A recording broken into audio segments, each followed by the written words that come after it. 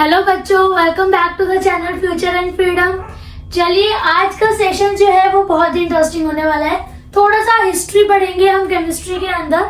हमने जो चैप्टर हम लोग अभी कर रहे हैं वो है स्ट्रक्चर ऑफ एटम। ठीक है, इससे पहले वाली वीडियो में मैं एक बार आपको रिमाइंड करा दूं, हमने पढ़ा था discovery of electron, neutron and proton के बारे में। ठीक है, अब हमें पता चल गया कि इलेक्ट्रॉन होता है, प्रोटॉन होता है, न्यूट्रॉन होता है। ओके, बट इसका स्ट्रक्चर कैसा है, ये किस तरह अपनी मतलब ये जो इलेक्ट्रॉन प्रोटॉन न्यूट्रॉन है एटम के अंदर कैसे एडजस्ट होते हैं, क्या करते हैं, कहाँ होते हैं, इन सब चीजों के बारे में आज के इस वीडियो लेक्चर में हम पढ़ने वाले हैं। तो चलिए without wasting any time let's start the video.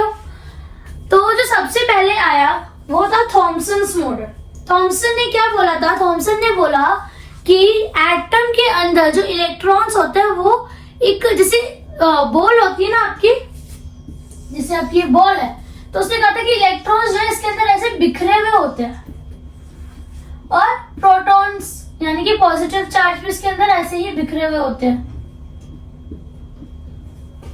ठीक है, उसके बाद उसने एक और एग्जांपल दिया, ये था बॉल का एग्जांपल जो हमें किसने दिया था? थॉमसन मॉडल ने, थॉमसन्स मॉडल। ठीक है, इसके अलावा उसने एक और एग्जांपल दिया था वाटरमेलन का। वाटरमेलन में क्या था, जैसे हमारा जो ये वाटरमेलन है, तो आप देखोगे वाटरमेलन में कहीं कहीं पे क्या होता है, ब्लैक कलर के सीड्स रहते हैं। तो थॉमसन ने बोला था कि जो एटम है वो एक वाटरमेलन की तरह है, जो उसमें रेड वाला पार्ट है ना, जो खाने वाला पार्ट है, वो हमारे प्रोटॉन्स है, और जितने भी सीड्स है जो ब्लैक वाला पार्ट आगे वो होगा हमारे इलेक्ट्रॉन्स। तो जब अदर साइंटिस्ट ने इसके ऊपर डिस्कवरी किया, अदर साइंटिस्ट ने एक्सपेरिमेंट्स किए, तो ये जो मॉडल है ये फेल हो गया। उनके जो एक्सपेरिमेंट्स है उसके अकॉर्डिंग ये मॉडल चला ही नहीं। तो इसके बाद हमारे आए दूसरे साइंटिस्ट जिनका नाम था रदरफोर्ड। ठीक है, रदरफोर्ड। फिर इन्होंने क्या करा, इन्होंने एक एक्सपेरिमेंट करा था एटम के स्ट्रक्चर को जानने के लिए। तो उन्होंने अल्फा पार्टिकल्स का यूज किया था, alpha particle, ALPHA, alpha particles, और आप इसको सिंबलाइज भी है अल्फा की फॉर्म में, अल्फा पार्टिकल्स। तो उन्होंने क्या करा था, अल्फा पार्टिकल्स को गोल्ड की जो थिन शीट्स होती है उस पे बम्बार्ड कराया था, इनकी उसकी रेज को स्कैटर कराया था।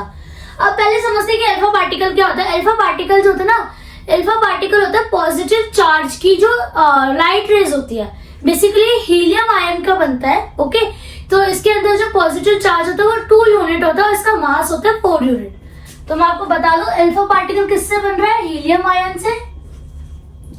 ठीक है, तो 2 यूनिट क्या होता है इसका चार्ज और 4 यूनिट हो जाता है इसका मास। अब ये जो अल्फा पार्टिकल्स होते हैं इसकी जो रेज है ये इतनी ज्यादा एनर्जाइज्ड होती है कि किसी भी ऑब्जेक्ट के थ्रू पेनिट्रेट कर सकती है, इनकी आर पार जाती है। तो उन्होंने जो रदरफोर्ड थे हमारे, उन्होंने क्या एक्सपेरिमेंट किया था, उन्होंने ना ऐसी शीट्स रख दी थी, ये हो गई हमारी गोल्ड की शीट्स। ठीक है, ये उन्होंने गोल्ड शीट्स रखी थी और यहां से उन्होंने अल्फा पार्टिकल्स की जो रे है इसको क्या कराया था, स्कैटर कराया था किस पे? थिन शीट्स पे। तो जैसे ये हमारा फॉर एग्जांपल यहाँ पे मैं आपको बाद में बताऊंगी क्या है, पहले आप एक्सपेरिमेंट को समझिए तो जिससे कि आपको इजीली समझ आएगा। जब रेस गई ना तो उन्होंने देखा कि बहुत सारी रेस तो सीधी निकल गई, बहुत सारी रेस क्या कर गई, सीधी निकल गई, बिल्कुल स्ट्रेट, उनके बीच में कोई डाइवर्जन, कोई डिफ्लेक्शन, कुछ नहीं आया, बहुत सारी रेस सीधी निकल गई। ठीक है, फिर सेकंड चीज उन्होंने देखी कि कुछ रेस ऐसी थी जो छोटे से एंगल पे बैंड हो गई, छोटे से एंगल पे बैंड हो गई। बहुत सारी रेस ऐसी थी जो छोटे से एंगल पे बैंड हो गई। थर्ड चीज जो उन्होंने देखी थी वो देखा कि कुछ रेस ऐसी थी जो बहुत लंबे एंगल पे बैंड हुई थी। ठीक है, तो इससे क्या हुआ था, उन्होंने जो चेक किया उसने जब उन्होंने चेक करा तो उन्होंने देखा कि काफी सारी रेस तो सीधी निकल गई। इसका मतलब क्या है, उसमें बहुत सारा एम्प्टी स्पेस है।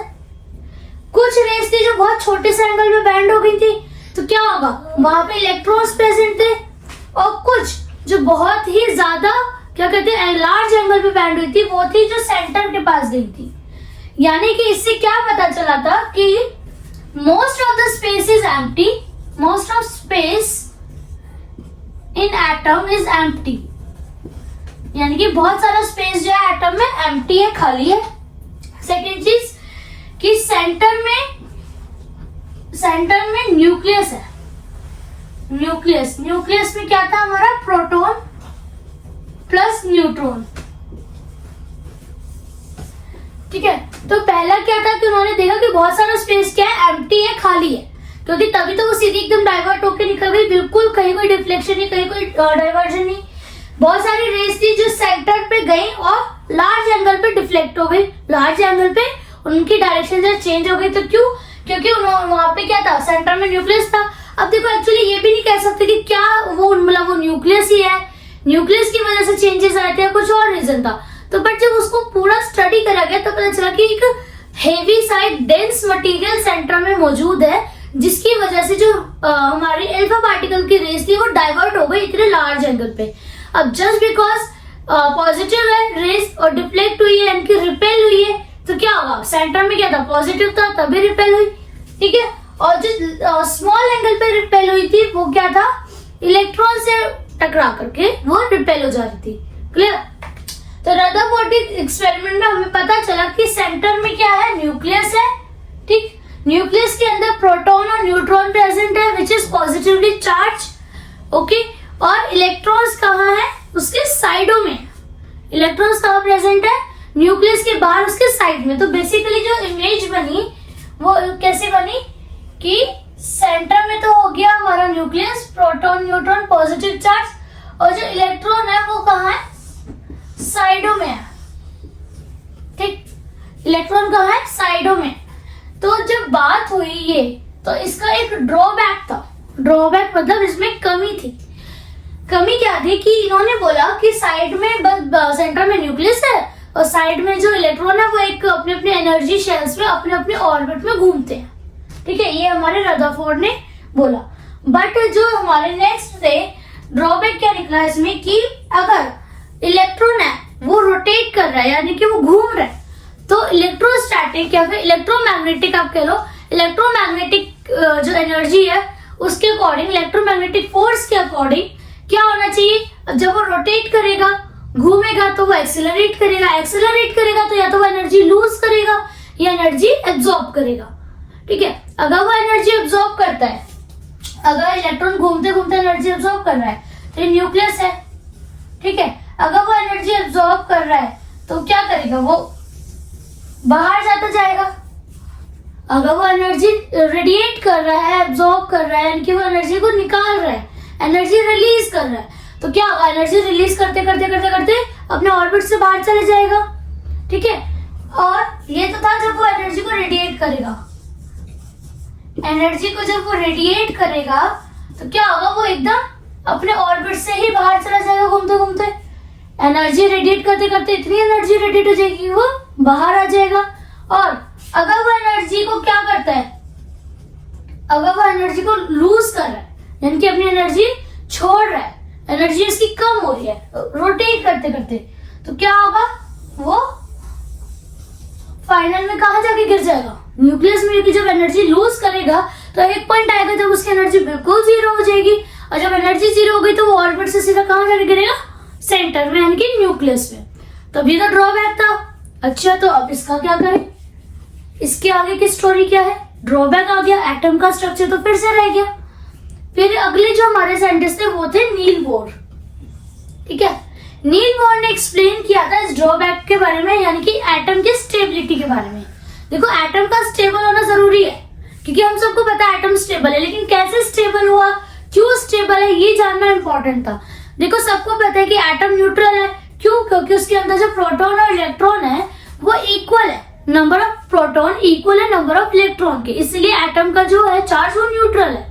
इलेक्ट्रॉन नेगेटिव हो गए, प्रोटॉन पॉजिटिव हो गए, पॉजिटिव नेगेटिव ने दोनों को मिलकर क्या करा, एटम को न्यूट्रल कर दिया। तो जब रदरफोर्ड एक्सपेरिमेंट में ये सारी चीजें समझ आई थी कि बहुत सारा स्पेस एम्प्टी है, सेंटर में न्यूक्लियस है, एटम्स जो इलेक्ट्रॉन्स जो है वो अपने शेल में यानी कि अपने ऑर्बिट में घूमते हैं, तो उन्होंने बताया था कि एटम न्यूट्रल है और number of electron number of proton equal है, दैट्स इट। तो देखो, इक्वल है तो स्टेबल होना चाहिए, स्टेबल तो वो हो नहीं रहा, क्योंकि एनर्जी करते करते रेडिएट करते तो इलेक्ट्रॉन निकल जा रहा है, और एनर्जी लूज करते करते करते इलेक्ट्रॉन क्या कर रहा है, न्यूक्लियस में गिर जा रहा है। तो स्टेबल कैसे हो गया, स्टेबल तो नहीं हुआ। तो नील बोर ने इसकी स्टेबिलिटी के बारे में बताया था कि जो एटम के अंदर इलेक्ट्रॉन्स हैं वो अपने ही शेल में घूमते हैं, दैट इज ट्रू, बट उनकी एक फिक्स अमाउंट ऑफ एनर्जी होती है।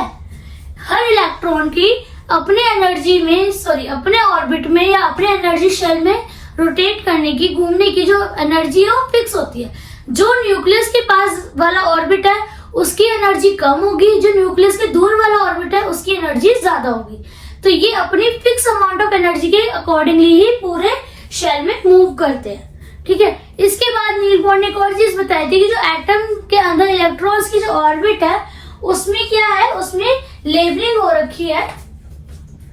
यहाँ पे देखिए कि जैसे ये हमारा क्या है, न्यूक्लियस, तो पहले क्या होगा, के शेल, फिर होगा एल शेल, उसके बाद एम शेल, फिर एन शेल, ठीक है, ओ पी, या फिर आप इसको 1 2 3 4 5 6 ऐसे भी बोल सकते हो, ठीक है।